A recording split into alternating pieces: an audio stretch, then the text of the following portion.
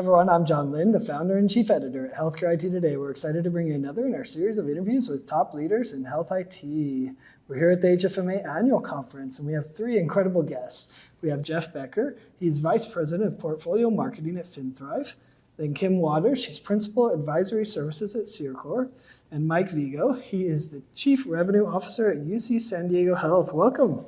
Thanks. Thank you for having me. Thanks. Yeah, excited for today's discussion. It's kind of an extension of one that, Jeff, you and I started last year, I think it was, here at HFMA. But tell us, what's the revenue management technology adoption model? I guess it's called RCM TAM is kind of the abbreviation now. And how has it evolved since we last talked? Yeah, sure. So RCM TAM, Revenue Cycle Management Technology Adoption Model, we're just coming up on our 1-year anniversary since launching. We launched actually last year at HFMA Annual.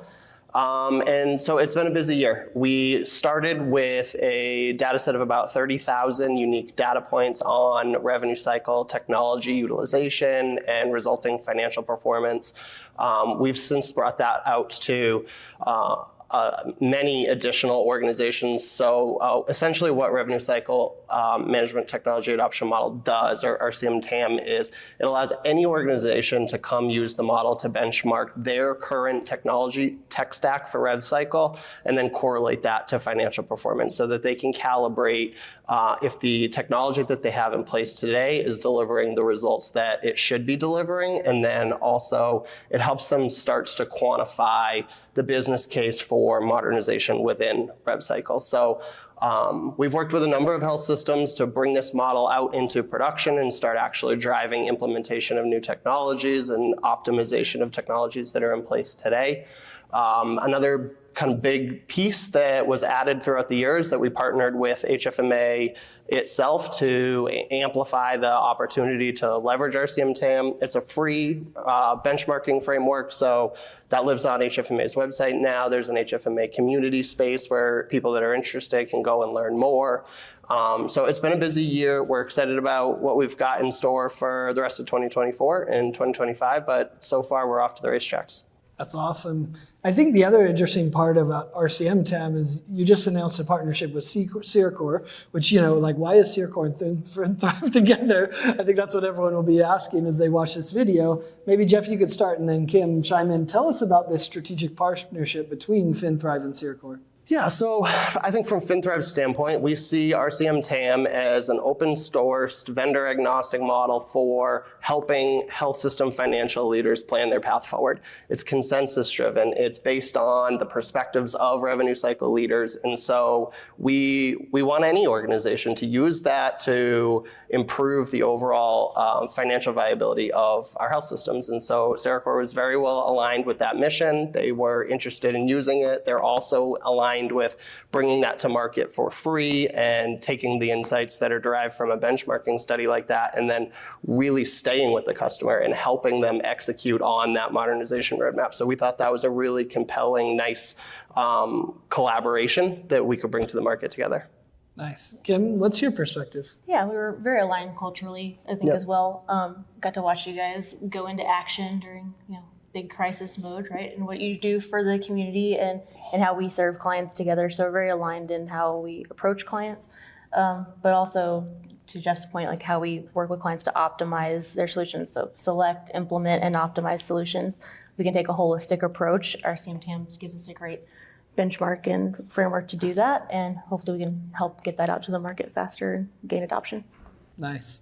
And Mike, obviously you're here as a user, a customer that's impacted by this framework and could leverage this framework. So talk to us, are there some specific examples of how the RCM TAM tool has improved efficiency of financial outcomes at UC San Diego Health?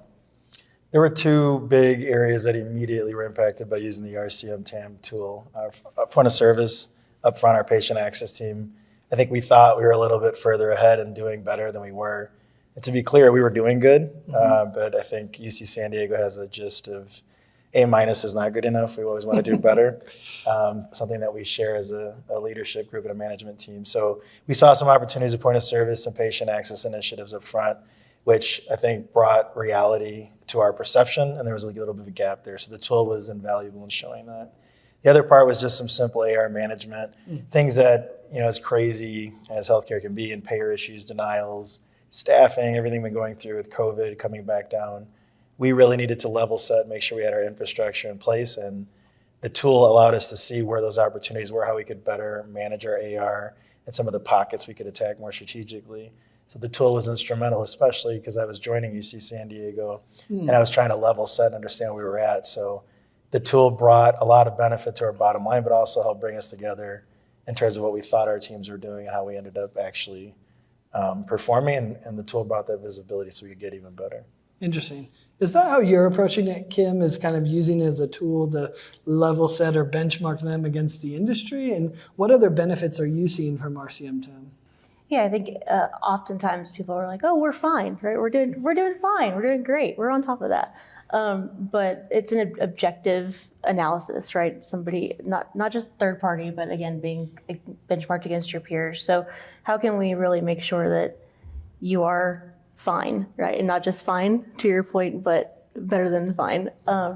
And I think it's an exciting thing when you can look beginning to end, right? It's an end-to-end look that doesn't just touch your revenue cycle team. It touches, on some of the clinical aspects as well, and how you're using some of that technology to do even, charge capture and things like that, all the way through contract management. And so it really is a complete look at your entire system. We take a look at process and people alongside RCM TAM, which I think is one of the things we're excited about. Is technology is great, but if your people aren't prepared, if your processes aren't considered, then it'll fail. So interesting.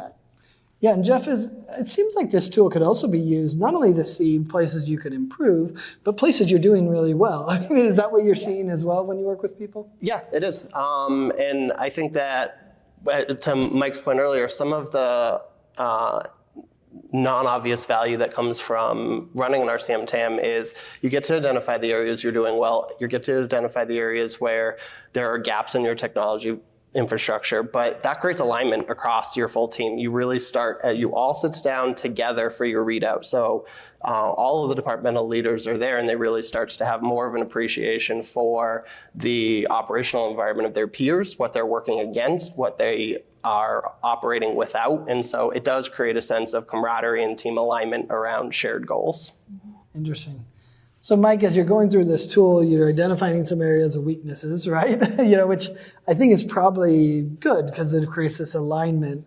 But were there, what were some of the key challenges that you encountered during this, revenue cycle transformation, if you will, for this, and how did your team overcome them? So the challenges for myself and my team are not some of your traditional challenges, like data gathering was not an issue. Okay. We knew how important it was, so we made the time to have the interviews, the discussions, the Q&A, kind of to go through the learnings. What I think was the biggest challenge was me being a new leader, coming in, trying to get an assessment of where we're at. Once again, trying to get perception reality. But at the same time, I'm trying to do that with a team that I'm still trying to build relationships with.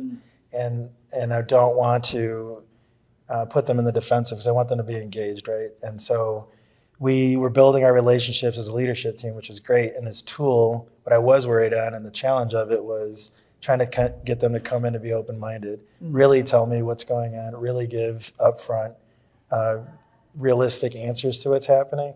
And the team did that. They stepped up in a big way. So we were able to get the raw, kind of unfiltered view of how we were doing, where were we at, and a lot of positive surprises, a few aha moments. I think the biggest success to me, and I'm going to sound a bit like a parent, it wasn't that we needed to be winning in all the categories or we needed to, immediately hit all the opportunities, and I told this to Jeff as well, there was a moment where we were going over the findings as a leadership team, and I was kind of guiding the conversation, and then I was going to speak up and say something, and one of my data leaders jumped in and said something. And then before I could respond to that, my PFS leader jumped in and said something. And it took a moment where I really felt like I was doing a good job leading the team, where the collaboration began, and then these pocket SWOT conversations started happening, and let's talk on that. And I have a resource that can help here. And I'm like, wow, this is really building a collaborative group in a way that I did not see. So to me, that was successful because I don't need to be a part of it. They saw it, they adopted it, they engaged in it, and then they started to take their own action plans and move forward, just reporting back to me what was happening. So the tool not only helped us operationally, but I think it brought us together and enhanced the culture that we already had in our communication as a leadership team. So that was a big success that I did not anticipate. Yeah, very interesting. Kim, how else is CereCore going to use this with your clients? Is it going to be similar to kind of what he's doing? Obviously, it was new, so it's a little different situation maybe. And talk to us more about that people, process, and technology approach and how you're going to leverage the tool with that. Sure. Yeah, I think going into align strategy, right? But align your technology, your people, your process with your strategy is important. I love that that was your experience with your team because too often it's just quiet, right? You can hear a pin drop in those meetings, but I love that they got engaged. So I think that's how I envision using this. Going out with our team, like we definitely do all of the core platform optimization work, but taking a really holistic approach to, all right, you want to talk AI, let's talk AI. But if we put bad processes or bad data into those issues, we're going to have problems, right? So how do we use technology, align processes, and then do you have the right people in place and right people, right seats, right, to actually make this thing successful? And so I'm excited to have similar experiences that your team had with Cerebral across the country. Interesting. Mike, any advice you'd give to other healthcare IT leaders that are looking to, effectively, you talked, evaluate, select, implement these new technology solutions for RCM and maybe other operation needs as well? Oh, I have a lot of things I'd like to offer as advice because I know we're always looking for new ideas or thoughts or support to help us with the myriad of issues we have. But I will say two things. One, you need to be honest. Trying to hide the issue or to not really bring it out into the light is key. So bring your data, bring the team, answer the questions. I mean, you really got to just be honest with yourself and your teams if you really want to get the best results and truly see what's happening in your operation. And then the other part is make sure that you have the right conversations with your leaders because it's got to be something you do in concert, not a dictative order that you give out. Those were the two big pieces of advice I give to people going into it. The other part is that it's very rare in the industry where you really do have this tool that can give you this transparency and there's no strings attached. It's not a gotcha. It really is there to help support. And from there, you can make informed decisions and take the next step. I do want to say one of the things that I learned that I also want to give advice for was when I was talking about my perception, that also changed my strategy. So if my area was doing well, but I was seeing costs in this area, we were having staffing issues, whatever the topic was, we immediately agreed and had a mid-fiscal year strategy session, and we realigned our roadmap, our resource scheduling and timing so that because we thought the fires were bigger in some areas than they actually were. So it allowed us to pivot and move back. So my advice would be use this tool, get your assessment in, and take a moment, pause, and look at what your priorities are, and maybe use that opportunity to shift them around and reschedule. Interesting. And to that point, this isn't a one-time thing, right? I think this is something we see being done on an annual basis. Where are you? What have you? Where are your wins? Where are you still having gaps? And how can you get there? And I love that there's a strategy on a page, right? There's a really clear vision, not just for your team, but for leadership, for your boards, whatever you're needing to do. You can really go tell your story and make your case, especially during budget time, right? It's another good point. It's actually it doesn't take a lot of explaining to people that are not in revenue cycle too. Right. You can very cleanly explain where the benchmark is, where you're at, and then after having discussions, the steps that are needed to get there, which translates very quickly to whether it's budget, finance, your clinical departments you need engagement from. That was another huge benefit that kind of level sets, so it's translatable. A lot of times revenue cycle does not translate across. People think they get it, go just bill it. That's how it's time to bill it, and you can't bill it. So this helped the level set for the organization, made our budget discussions much easier. I was going to say, that's interesting. I would have thought it for budget, but for clinical alignment too, that's an interesting way to use it. Yeah. Jeff, I think AI is the topic du jour of healthcare, especially healthcare technology. How do you keep this framework up with everything that's happening with AI and these evolving technologies? Does it stay up with it, or how are you approaching kind of that? Yeah, well, that's the $64,000 question, is how often do you update in an adoption model? We have examples from our industry where adoption models were introduced and then never touched again. And the industry took to those incrementally to drive sort of systemic improvement. The HIMSS-MRAM is the big example. We've had a lot of follow-on discussions with the organizations that are using RCM TAM, and it really centers on two things. One is, how often do you want to re-benchmark your organization? And then two, how often do you want us to recut the results and publish a new framework? The beauty of RCM TAM is that the more organizations that take it, the larger the data model itself becomes. And so we create opportunities to uncover new areas that maybe weren't seen as mission critical 2 years ago, but they've evolved and they're just delivering much more value now. And we would say that that's our responsibility to carry that story out into the market. So we're still having conversations. We're thinking every year we'll update that model, maybe every 2 years. We don't want to go at such a fast pace that organizations are constantly chasing. We want there to be time to execute on a modernization roadmap that you set for yourselves. But there is there's feedback from the industry to republish, reanalyze, and republish quickly so that those new technology areas do bubble up to the surface and they can prioritize their next year's roadmap based on what that might look like rather than prior year's data. Interesting. And Kim, how do you think these benchmark frameworks like RCM TAM are going to influence trends in RCM technology adoption or even just in continuous improvement in general? Yeah, I think nobody wants to be the first, but nobody wants to be the last for sure, right? So all the early adopters, like kudos to you for jumping in, but I think at some point, this is just going to be the standard, right? I think your boards and your leadership are going to be asking, hey, where do we stand? What stage are we in, right? And it's going to be your job as a leader of a health system to know what stage you're in, just like the other models previously. So I think it's going to become the standard. Yeah, interesting.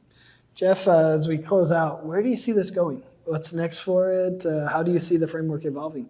So there's some things we can't do that we want to do, and I think that that's where we will go. So as I said, the more organizations that go through the RCM TAM assessment, the bigger that the underlying data set gets. So with more data, we can start to segment and we can start to benchmark against peer groups. Organizations can really start to see what they look like as compared to other Epic shops or other Meditech shops or other Oracle shops, or they can start to see what they look like as compared to other safety net hospitals or critical access hospitals. So there's a lot of interesting second layer segmentation that we want to be able to do. And as the data model continues to grow, we're going to start bringing that kind of analysis out as part of the readout.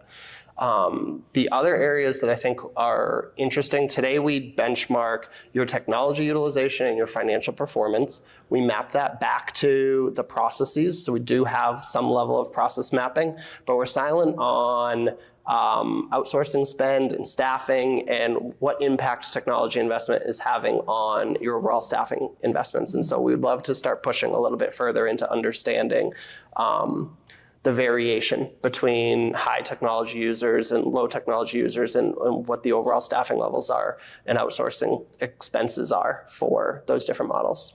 Awesome. Well, Jeff, Mike, Kim, appreciate you all taking time to talk with us and share about your experience with RCM TAM. We'll continuing to watch its evolution and see how you use it in practice. And thanks everyone for watching and listening.